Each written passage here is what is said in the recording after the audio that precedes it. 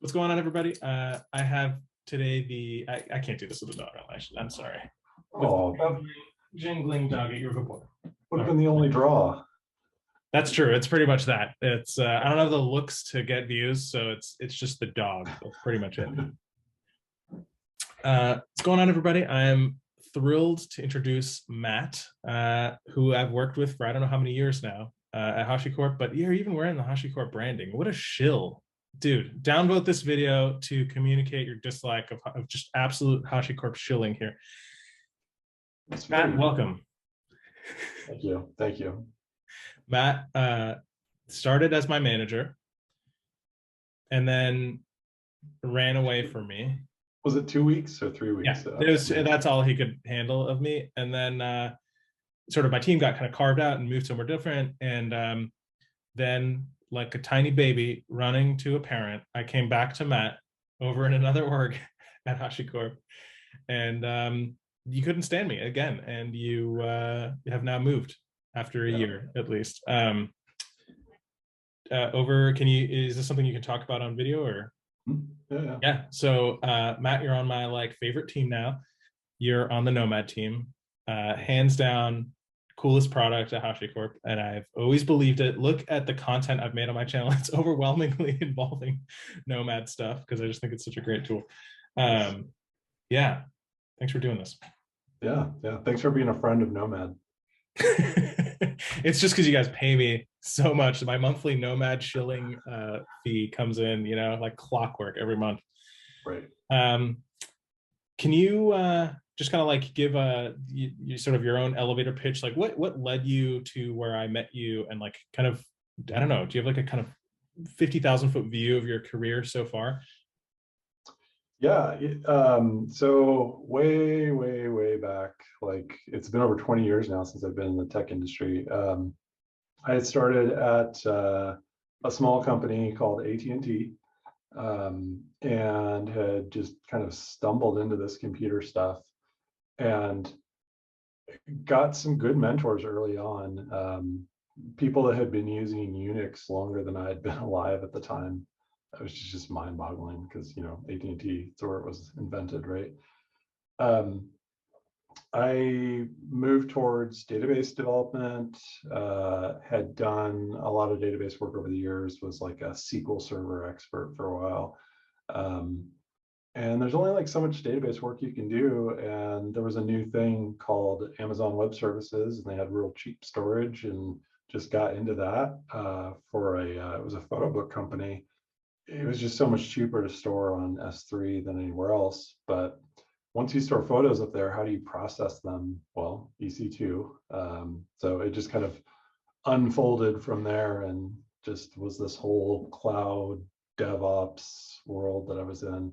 And then, there was this new tool called Vagrant that came out, and it was just really life-changing for what we do. Followed by Terraform and all of the other good bits. And I really just fell in love with the tools that HashiCorp made. I had a friend that said, "Hey, look, they're hiring. I'm going to apply for this. You should too." And well, I did. And somehow I fooled them into hiring me. And it was about 5 years ago, and have been working here since. I started the same way you did, which was as a Terraform Cloud SRE. And my boss quickly moved roles. I took his role, and just have been kind of in management for the last 4 years or thereabouts here at HashiCorp. That's cool. You, just for the record, Matt is not my manager anymore. I don't have to suck up to him anymore. Yeah, not anymore. It was all actually genuine, and it's actually surprising. I didn't realize you had only started managing here at HashiCorp. Which is interesting. You seem like a much more experienced manager, but I wonder if that is because you've now managed at sort of every scale up into the many thousands of engineers of a company, where I know that the team that we both started on was small, really. Until I got there, it was relatively small. And same with the org. It's my first two, I'm sure you had a similar experience. My first two just internal like Zoom get to know random people meetings were with Armand, and the second hour was with Mitchell. And I was just like, you guys like plan it this way? And they're like, no, you just like random rolled two people at the company. I happen to be the founders. And I just, from that scale to like where we are now, which is just like, there's, I don't know how many layers between me and the CEO, but it's significantly more than there were when I started. And you've kind of, I don't know, you've kind of experienced managing a company that is in all of those states between those two endpoints. Right, right. Yeah, and I made plenty of mistakes along the way, but it's been a great place to learn. And just as being an engineer, management's the same sort of thing where you have to constantly be learning. And that's not only true of, oh, now I've moved from engineer to manager, or maybe my manager scope has changed, but just as the company grows around you, you need to change and adapt to what's important, or what are the problems that you need to address. Can you give me just like the, I don't know, again, kind of high level like cheat sheet for how those priorities changed for you that you kind of like try to respond to? Like what's the difference between what a company or even an engineering team needs from you at the like 200 people company size level versus the 2000 people level? Sure. For the work we did, which was largely engineering services, so supporting all of the product engineering teams, the nature of the work changed distinctly from, we had logins to everything. We owned every system, kind of everything that no one else could own, we would own. So our role was very much, we're in a fast growing small startup, whatever it takes to help keep things moving is what you will do. Right? So I need a DigitalOcean account. Cool, let's go sign up for one. I got the company credit card. But at a certain point, that doesn't scale well. There are security concerns, there are compliance concerns. You're now dealing with customers in various countries and various obligations, and so there's a distinct shift where that becomes counterproductive, the scrappiness, because you're not considering everything that goes into a company that's at like 2,000 people, right? Yeah, that totally makes sense. That just like that having to kind of specialize, having like you have a smaller and smaller kind of scope of the stuff that you are responsible for, because you look around and person to your left or to your right isn't responsible for it. So you're just like, all right, we're going to do this if it needs to get done, all the way to, yeah, I mean, we have so many teams now and so many like, I'm always amazed at the thing that drives home the scale of the engineering side of HashiCorp to me is like, when I look through the the GitHub repos, I think there are more repos than people at this point. Yeah, that's true. That's true. And I'm just like, but and I look through it and it's not just like, sure, like a lot of it's like legacy stuff. You got to keep it around, makes that easy. But it just, yeah, it just shows that like as companies grow, they just this sort of like agglomeration of work grows, even if the company is only 10 times larger or whatever. It's like the amount of work they've produced that is like tangible in some way. It's like a code base that exists somewhere on a GitHub server has grown, thousands of times over. Right. Right. I wonder, it's something that someone you might know, Casey, who I interviewed. You're so pissed that I interviewed him before you. After all these years. Yeah. For those that don't know, there's a long-running, very serious, not joking at all, rivalry between Matt and Casey, who you may know from one of my other interviews. And they are each other's nemesis, you could almost say. That's almost a term you could use if you were going to use that term intentionally, like in the public company Slack and stuff, if you were going to do that. Yeah. One of the things he said was, it's weird to him because he's always sort of thought, as serious as the work always seemed to him, and as like critical, and it's like, it's got to get this project done, and he sort of was like, all the code I've written over the years, really with just a few small exceptions, all of that has either been, decommissioned, replaced, updated, totally abandoned, or something else over the years, where like everything you've done has been in production, but really what's in production often changes so quickly that, like, especially, I mean, this is a very startup problem to have, but it's like what the startup is doing and what the right path there is changes so quickly that, like, a lot of what, looking back, you have done was temporary, even when you sort of built it to be flexible enough to grow. Is that one of the things you've noticed? Are there other things like that that you've kind of noticed as we've grown? Oh yeah, yeah, definitely as we grow. But that's been true my whole career. Is you always think going into problems like, oh, we don't want to put ourselves in a corner, or we don't want to make technical decisions we can't back out of. But I've never seen a technical decision that you couldn't change at some future point, or wouldn't be changed, whether you liked it or not.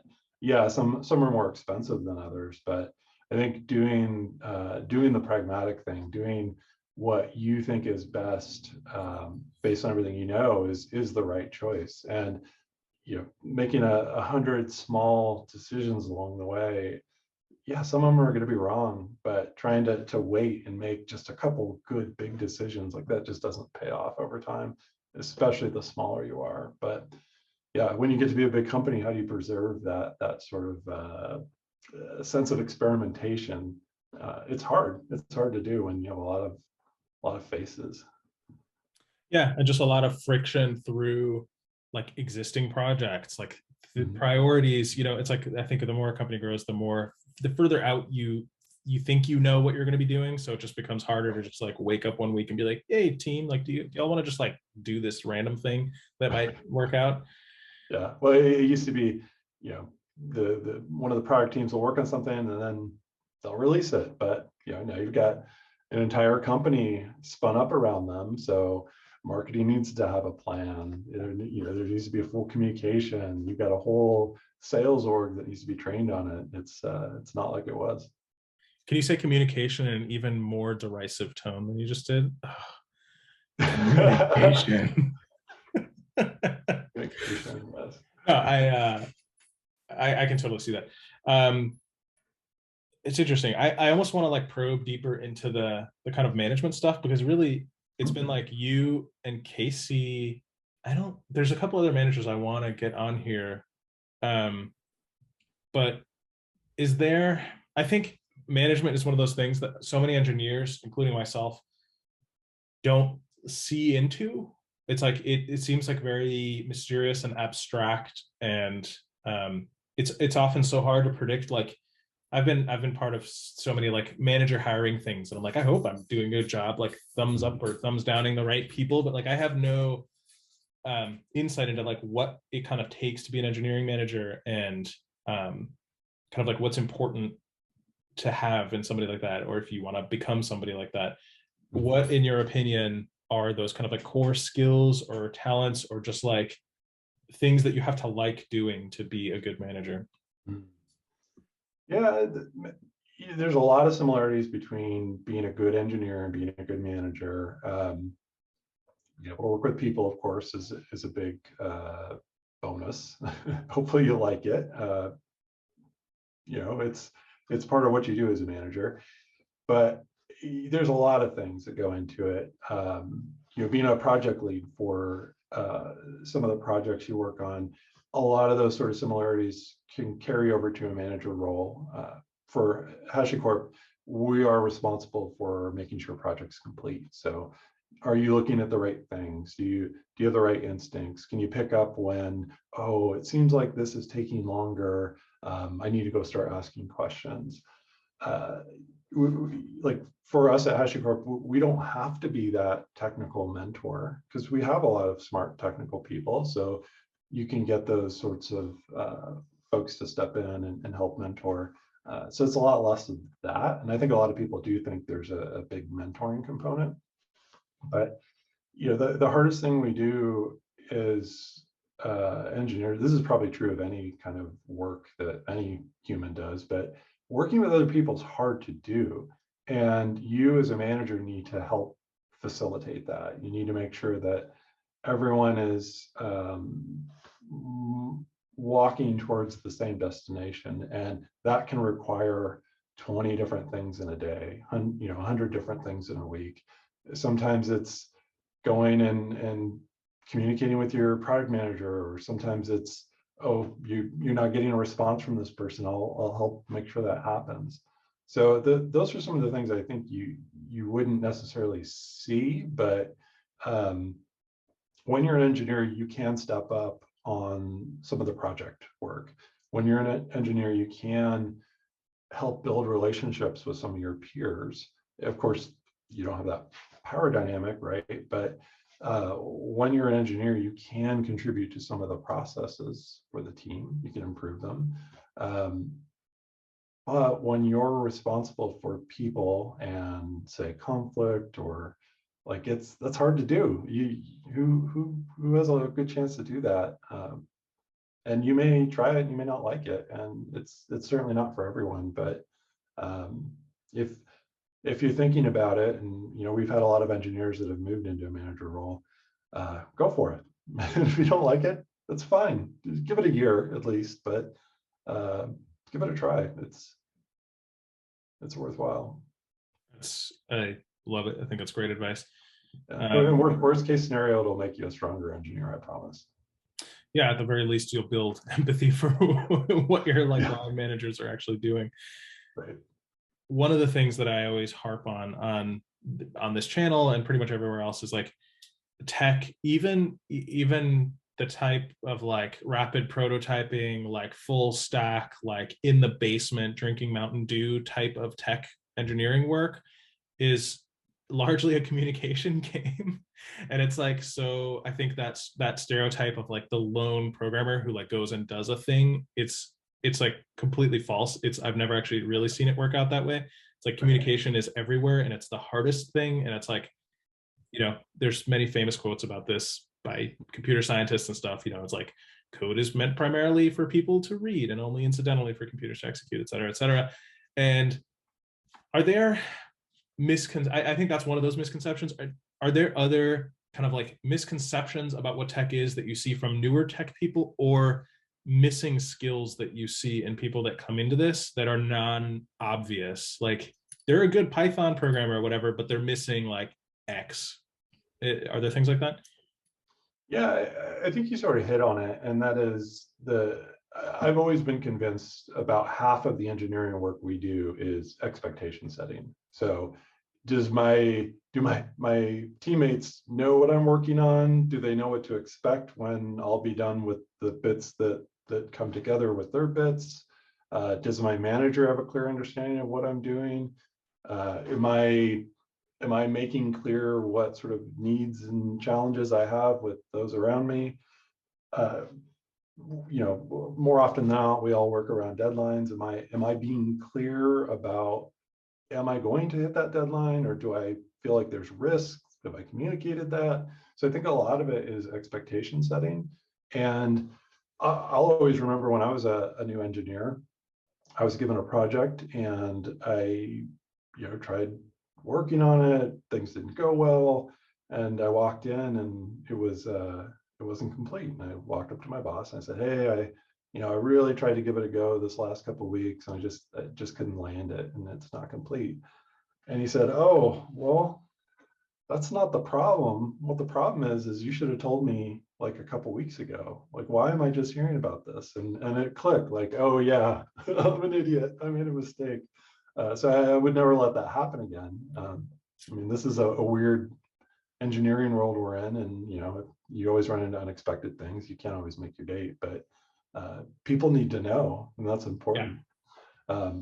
It's a great and then I think the other big misconception is, we tend to be an introverted group of people, but like part of the pay is to work with others. That's just how it is. And even for a remote company, I do get nervous if people kind of go offline for weeks at a time, because you always end up going out kind of in the forest and getting lost. And I remember what was it working on again?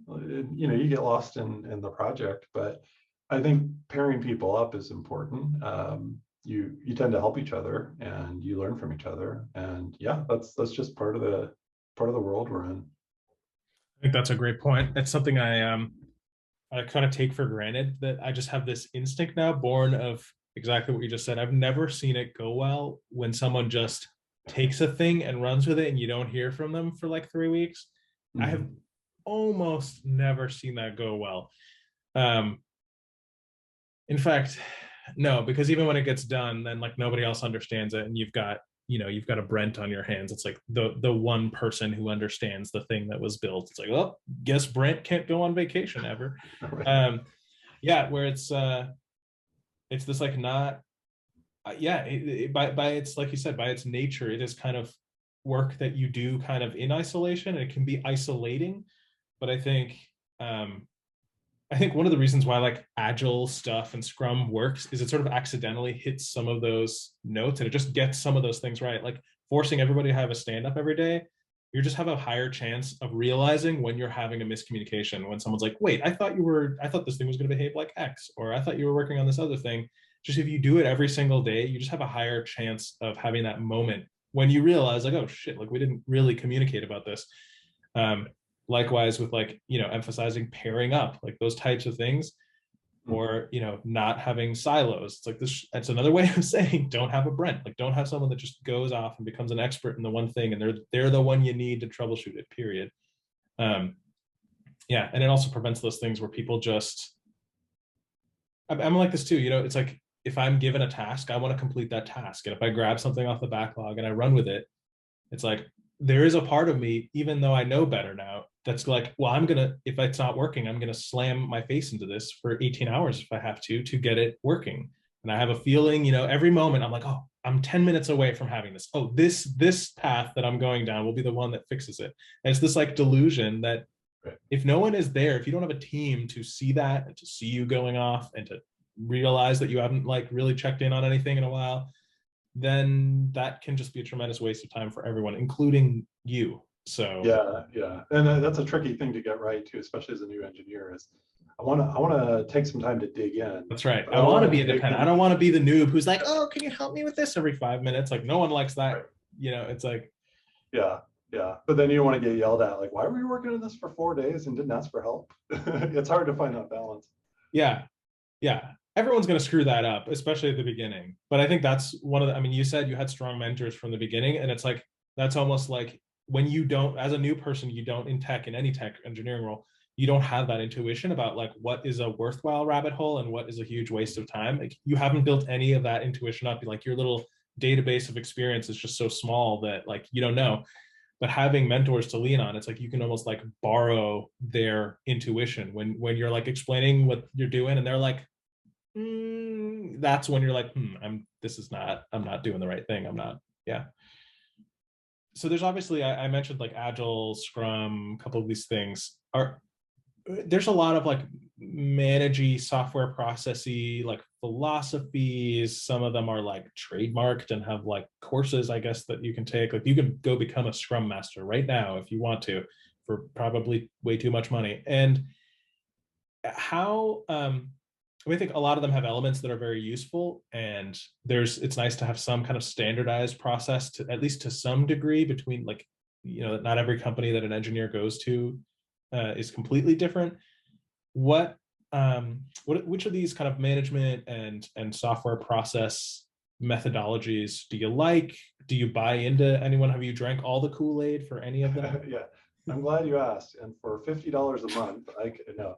Um, you know, I used to be, I used to think very differently about this because I've worked at a few places that did like Scrum really well, but they were trained top to bottom. Like they spent a ton of time and money on training everyone. And like your director would come by during Scrum meetings and he knew his role, which was to stand there and be silent.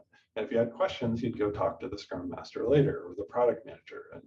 And that's hard to do and that's hard to pull off. And it felt like it worked pretty well. Everyone got their work done, didn't do nights and weekends, and like that was a really good experience. And then you go to the next place, and it's like, hey, why is this so chaotic? There's answers to all these things, but I realize now I was a little maybe naive in that. And then you kind of fold in remote, and that changes the game a little bit. but I don't have a great answer. I think this is something where I'm still learning, and I feel like as an industry we're still learning.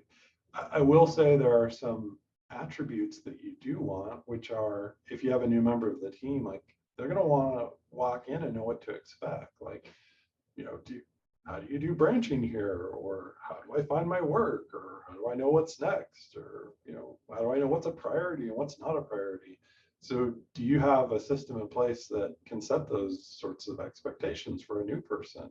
And then from the other side, as a manager or your manager's manager, they want to know the answer to some questions like, when is this work going to be done? Or how can I rely on you as a team of engineers to be consistent?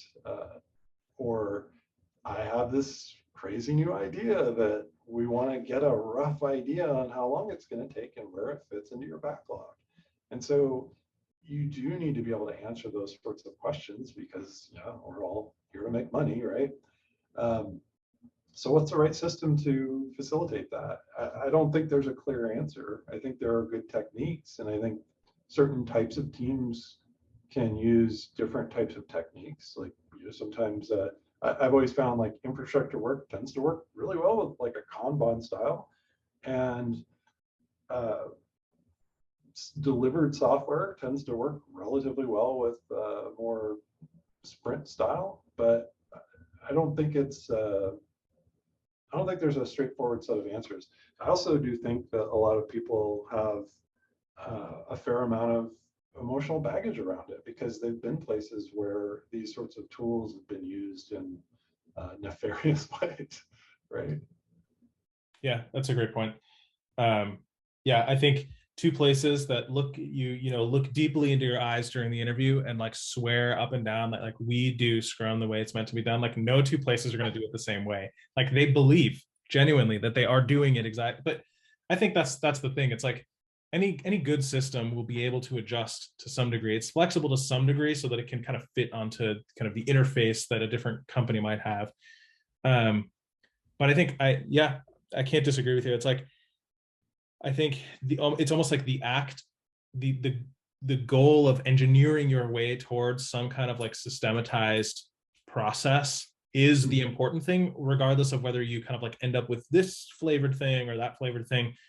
It's just like it's the hardest thing, right? It's like you have to kind of commit to like figuring out what the right thing is for your team, for your product, for your situation, for like your management team and how they want to kind of like ask for things, and for your organization as a whole. And it's like, yeah, I think drop-in solutions are so have like a low percentage chance of just like working the first time. It's like you're always going to have to kind of slowly engineer your way towards some optimal path for your situation. And who knows, if you get a brand new team or a bunch of people leave and new people come in, maybe that changes. Maybe what that is changes to some degree.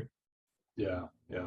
I just always, that's one of the things that like I ask in interviews, both if I'm the interviewee or if I'm the interviewer, is like I try to get a sense for like how religious the organization or the person is about like one right way of managing a software project, because that to me is one of those like red flags. It's like a code smell where you're like, I'm too sure about this.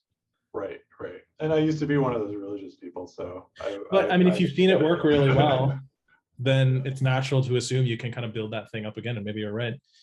That's interesting. I'm gonna cut this one so that it's at the end. But do you have any like zany predictions for how the tech world is going to change in the next 5 years? Asking for a friend. Like, do you see any like big movements that haven't like shown up publicly yet? But oh, this is not a good question to ask me since I've been managing for so long. Oh, I thought you were gonna say because the SEC is listening. No. No. It'll be so. I'll go a little far out, which is the AI thing is interesting. Like, there's a couple companies that do it really well, and I guess this is less about tech and more about humanity. But like, where does this all go is kind of an interesting question. Seeing how we can use AI in so many different places, what what's a good place and what's a bad place? That's not something I can answer. That's probably beyond our tech walls that we sit at our keyboard and do. But yeah, there is kind of a how does this all get used question that I think we will run into at some point. But I don't think that's what you were asking. Like, that's a totally interesting topic. I think that totally qualifies for what I was asking for. It's like that is we're getting closer. The stuff is getting better a lot faster than it did maybe during the last AI wave for the AI winter of the 80s, and onwards. yeah. Here's my other big tech prediction. In-person conferences will come back in a big way in a few years, and it'll be a new idea, and people will be like, "Oh, this is super cool." Yeah, that's yeah, we didn't appreciate what we had. Although it didn't seem that great. I remember traipsing around, like it was like 2016 through an AWS conference in Vegas, and I was like one of 25,000 people in the halls of this, and I was just like, this is actually my nightmare. Yeah, like I'm gonna go to the hotel and stream the next one instead of being there. This was the worst decision I've ever made. It was interesting. It was that I think that was actually 2016. It's like probably one of the first like extravagant trips that a company ever paid for me, and so it was like novel in that way. I was like, I had a really nice hotel room. My wife came and visited. It was like friggin'. I was like, this is not on my dime. This is pretty rad. But of course, before she showed up, I remember I was like, she still tells this story. I was like calling her every 2 hours because I had like sort of done everything I wanted to do in Vegas, like walk up and down the strip a few times, take a little tour off the strip. And then I was like, I gotta, like, you gotta come here or I gotta get out of here. Either way, like this is yeah. That's my story, and I'm sticking to it. That is what happened in Vegas. Yeah. What else is going on? You told kind of a cool story before. Do you have any of those, any more of those like stories about a time that you're not just that you learned something, but like that your idea of what you're supposed to do or what tech is or what your job is like totally shifted? You were just like, something happened and you were like, whoa, like the scales have fallen from my eyes. Like I get it. I get some big thing now. Yeah. So everyone has one of these stories, and this was also at AT&T. It's been far enough behind me that I can tell it without feeling bad. But I remember being a software engineer and was responsible for this one program. I don't even know what it was. It's something like on the periphery of billing. And I thought, okay, I need to poke around at some sample data, and naturally you go to production to do that. And why would they give me access to production? But they did. This was before all of the heavy-handed compliance models were that ridiculous PCI stuff that everyone has to be in conformance. Right. Yeah. So I, naturally emptied out a production table, and I knew right then and there, like, okay, I'm just like, do I try to fix this or do I just start collecting my belongings because I'm going to be fired? And immediately, like we were of course in a building, and just around the corner there was the DBA team, and my favorite DBA comes walking over and he goes, "Hey, so how's everything going?" And just he the look of panic, like, not well. And he goes, "Yeah, I know." Like, yeah, I freaking love it. Yeah, he walked through, and I would say I helped, but I wasn't of any help. You were just full on panic attack at that point. Right. Yeah, he recovered the table, and yeah. So that's terrifying. Yeah, we're just gonna go ahead and change you to a read-only user. Yeah, I mean, he really was not just saving your job; he was saving his job too, because the investigation that comes out of that is like, why can a dev even do that? Is the problem? Yeah. I learned a lot of good lessons at that job. Yeah, the sweat makes you learn, as my first manager said. The sweat makes you learn. yeah, everyone does something terrible to production, and it's almost like you should get it over with quickly. just Wait, just get it everyone, behind. don't listen to Matt right now. Hang on. You're Yeah, making a terrible mistake. yeah, Just fucking walk in drop that today. cable. Just get it done. Just walk out of that company proud. Yeah, No, there's LinkedIn now. Okay, the shit will follow you around. yeah. I mean, we all work in blameless environments, right? It's okay. Exactly. And tech is such a big industry that like it's not a small world at all. Like these things don't. The relationships you make in tech don't follow you around forever. That's the, here's a lesson for the kids that are watching this. Matt and I have talked about communication. We've talked about all this other stuff. You would think that the tech world is a huge place that you can just kind of disappear in, but it totally and completely is not. And like I am still in touch with people from my very first tech job. I bump into people randomly at companies or like in interviews, or I see someone's interviewing and I'm like, oh, I know that person. It's a small world, and like focusing on your interpersonal skills, like being a nice person, not being an asshole, like being good at your job, and when you make a mistake, honest about it. Like those are investments in your future that go beyond just like the ethics of doing the right thing. They're like, if you do the wrong thing, might work out for a few months, might work out for a few years, but like that shit will find you, and there's going to be all kinds of places you can't work at, or you just like never get a call back, because it's a small world out there in tech. So Yeah, yeah. And when you think about your career and how others will perceive you, I think the easiest route to go is be useful.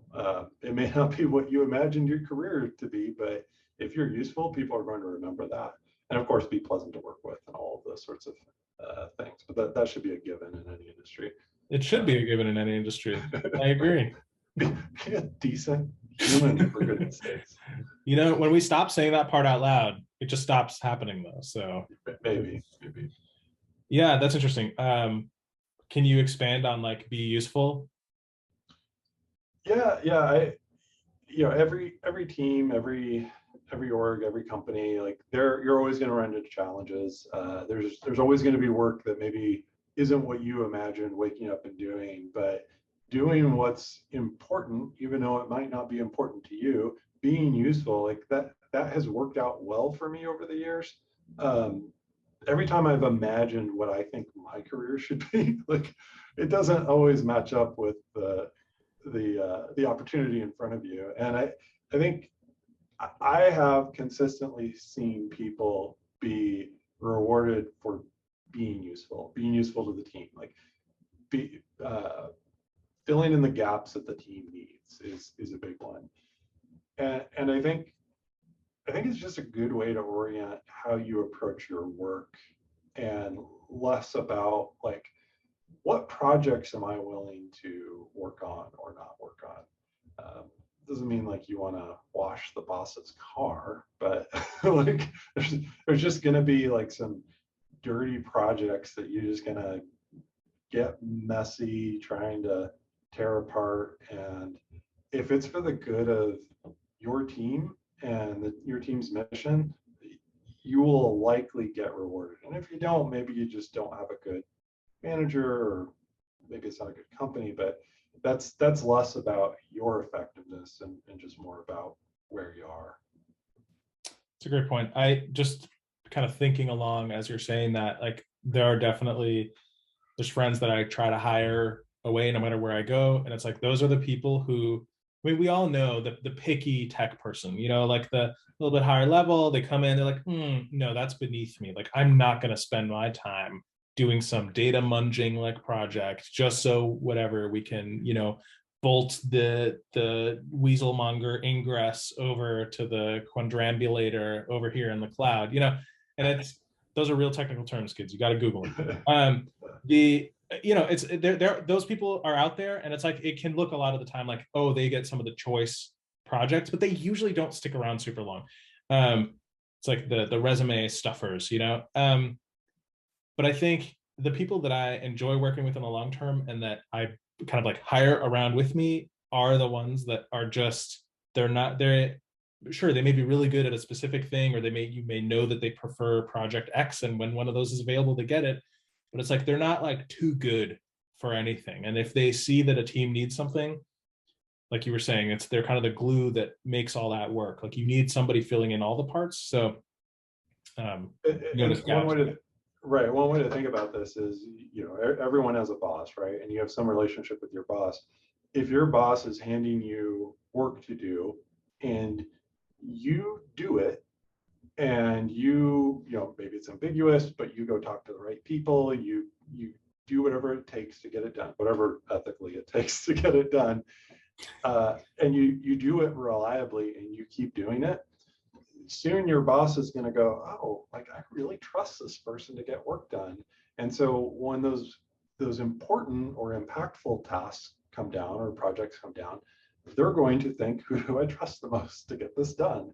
And so, it's that idea of career capital, and that's the way I would think about it is, am I reliable? Am I trustworthy to my boss to get the things done that's asked? Because usually your boss, well, I guess this isn't always the case, but usually if your boss is asking you to do something, it's because it's important to them, which in turn should be important to the company. And that doesn't always happen, but I think it's safe enough to say that. I mean, yeah, no, we can all think of like exceptions, but that should be more the rule than the exception. Yeah. Right. Yeah. Rarely is someone going to just arbitrarily, oh, Dave. I do. Wait, are you saying when I washed your car, that wasn't for the sake of the company? Dave, could you organize this stack of cards alphabetically for me? Yeah.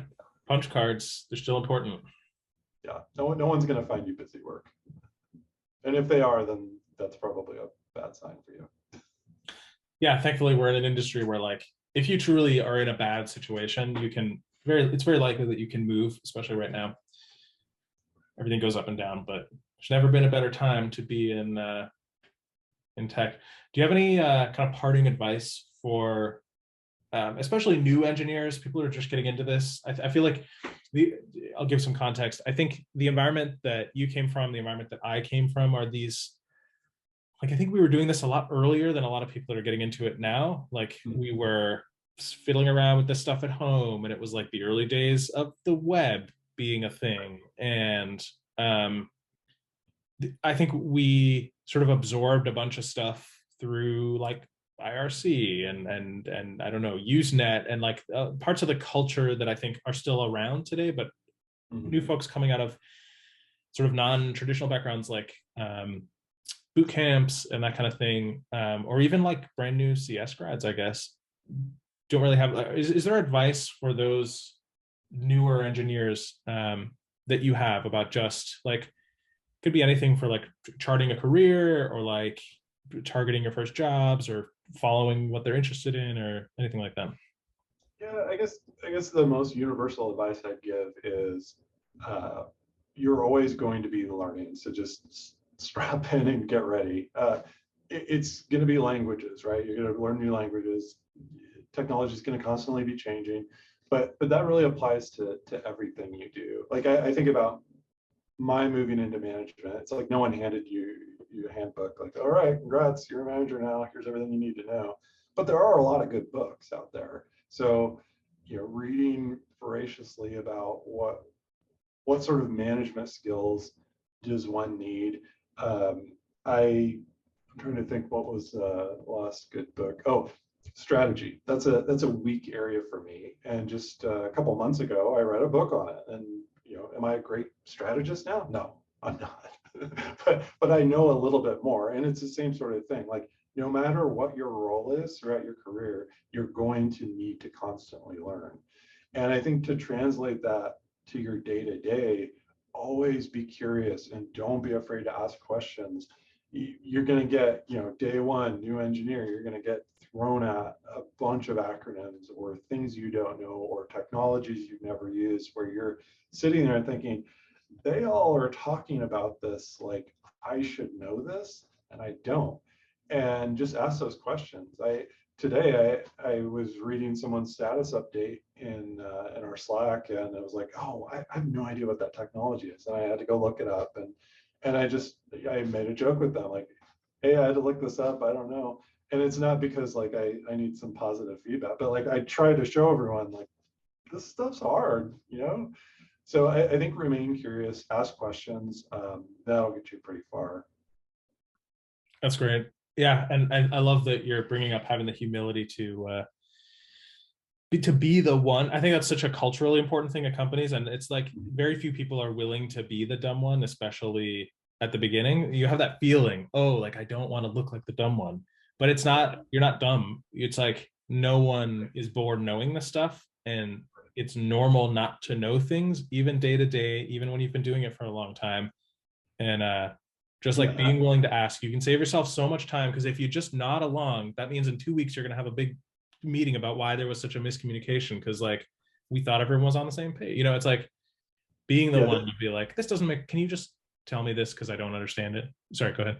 Yeah, and there's going to be some weird corner cases for sure, but always presume everyone wants to explain things to you, because they usually do. And in fact, thinking back on a lot of the newer engineers we've had some that just asked a bunch of questions like, hey, can we jump on Zoom real quick and can you walk through this? And you know what they come across as? It's not, oh, they should know this stuff. It's, wow, they're actually engaged in this. They really want to be good at this. Yeah. Yeah. Like that's awesome. Yeah. So always keep that in mind. And if you have people that are annoyed by you asking questions, it may not be the right environment to be at. Yeah. Like maybe it's time to start looking. Great. Or you get a year on your resume. But yeah, it gets easier as you get further in your career. It's like you can afford a few like 6 month stints when you have 5 years of experience, because after that it's like whatever, you're gonna get hired. Yeah. You're always allowed to have one. It just wasn't a good fit. Exactly. You just always got to ask yourself, is this the one I want to blow on my freebie like 3 month stint? That like, yeah.